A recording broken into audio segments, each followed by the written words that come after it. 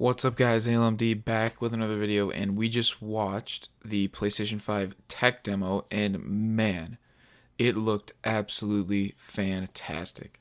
Um, the new game they showed a game, it was called Lumen in the Land of the Nanites, and oh my god, it looked absolutely fantastic. My buddy texted me before watching it, and he told me it looked absolutely real. I'm like, okay, come on. And I watched it, and I could not believe how real it looked. I mean, it was it looked fantastic. Everything was great. Um, the part that was really amazing, which really made it, was the fact of how great the shadows were because of the new ray tracing technology that they have. I mean, that looked absolutely incredible.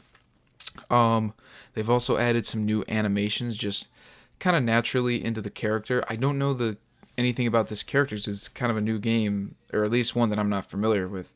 Um, and these animations were pretty cool.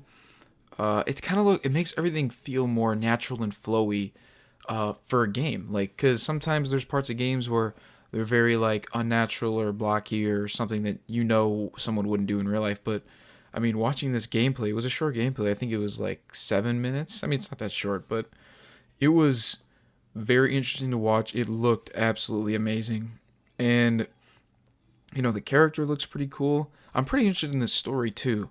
The game, it was if it was just a trailer for a game, like a gameplay trailer. I mean, it looked really good.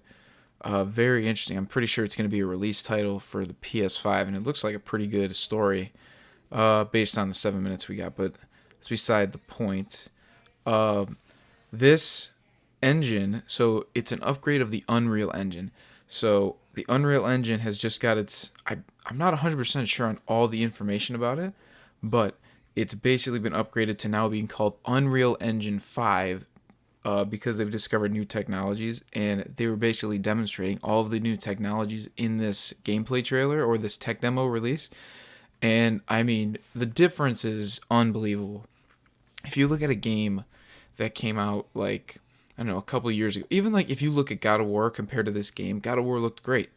Compared to this game, I mean, this game blows it out of the water. I mean, it's crazy. It makes sense because it's on a new console, but I mean, it looks absolutely fantastic. And, you know, if you compare this to Microsoft's reveal that they had last week, I mean, I really don't think there's a question that PlayStation blew it out of the water. First of all, Microsoft said it was a gameplay trailer and they didn't show any gameplay. It was all animation trailers, which people were pissed about. I mean, they responded pretty well, but people were mad. And here, all we got was a 7 minute gameplay trailer, but it was still fantastic. I mean, the graphics that they showed off were great. The story element of it kind of left you wanting to know what was going on, which entices you to buy the game, of course. The new graphics were great. They talked about some of it at the end, and that was pretty helpful. That was very useful. I mean, this looks fantastic. I think they definitely, so far at this Summer Game Fest, PlayStation has beat Microsoft because those are really the two main competitors. Obviously, Nintendo is there. Actually, they're not at the Summer Game Fest, but if you look at the three main people for gaming, there's Sony, Microsoft, and Nintendo, but it's kind of Sony versus Microsoft. And I don't think there's any question so far for the Summer Game Fest that Sony has beaten Microsoft.